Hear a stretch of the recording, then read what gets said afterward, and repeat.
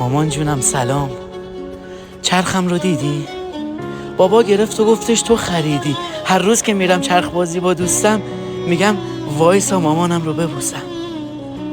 کلاه هم دارم چون که تند میرم مامانی نیست که دستاشو بگیرم. بهم تاپ بازی دیگه حال نمیده، آخه من رو که هیچکی حل نمیده. قایم موشکم وقتی نیستی پیشم منو میبینن و بازنده میشن. مامان اصلا دلم بازی نمیخواد، سرم ترحم و نازی نمیخواد. خیلی وقته که چش گذاشتی مامان. مگه تو من رو دوست نداشتی مامان؟ مامان جونم فقط برگرد پیشم، تو چشم وا کن، خودم بازنده میشم.